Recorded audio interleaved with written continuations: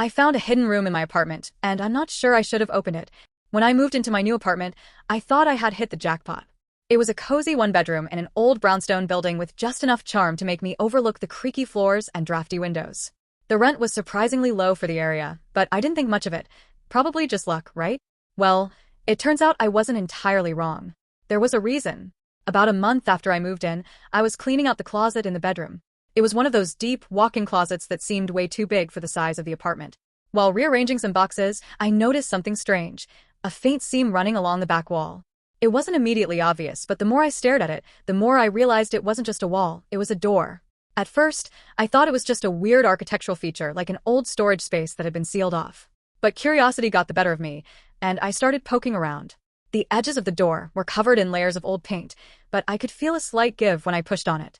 After about an hour of scraping and prying with a screwdriver, the panel finally popped open. Behind it was a narrow staircase, leading down into darkness. Now, I know what you're thinking.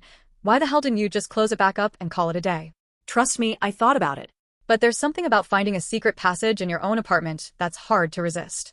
So I grabbed my phone for flashlight and started down the stairs. The air was damp and smelled faintly of mildew. The staircase was steep, and the wooden steps creaked under my weight. At the bottom, I found myself in a small, windowless room. The walls were lined with old shelves, and there was a single wooden table in the center, covered in a thick layer of dust. But what really caught my attention was the stuff on the shelves. There were jars filled with strange, unidentifiable objects, some kind of dried herbs, animal bones, and even what looked like teeth. A stack of yellowed paper sat in one corner, covered in handwriting that I couldn't read. It looked like a mix of Latin and some kind of symbols. On the table, there was a small, ornate box with a heavy lock on it. I should have left it alone. I know that now. But at the time I was too intrigued to stop. I picked up the box, and as soon as I did, I heard a sound behind me. It was faint like a whisper, but it was definitely there. I spun around, shining my phone's flashlight into the corners of the room. Nothing. The room was empty, but the whispering didn't stop. It was low and indistinct, like a voice just out of earshot. My skin started to crawl, and I suddenly felt like I wasn't alone. I bolted back up the stairs, leaving the box and everything else behind. Once I was back in my apartment, I slammed the panel shut and pushed a heavy dresser in front of it. I tried to convince myself that it was just my imagination, but that night, I couldn't sleep. The whispering was gone, but the feeling of being watched lingered. Over the next few days, weird things started happening. Lights flickered even though the wiring had been fine before. I'd hear faint footsteps in the middle of the night, even though I lived alone.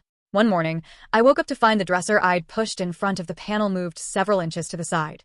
I finally decided to tell my landlord about it. When I mentioned the hidden room, his face went pale. He stammered something about the building being old and full of quirks, but he wouldn't look me in the eye. I pressed him, and eventually, he admitted that the previous tenant had complained about strange noises and moved out suddenly. He claimed he didn't know anything about a hidden room, but I could tell he was lying. I've since sealed the panel back up as best I can, but I still don't feel comfortable in the apartment. I'm looking for a new place, but until I can afford to move, I'm stuck here. And every night, as I lie in bed, I can't help but wonder what's still down there, and whether I made a mistake by opening that door.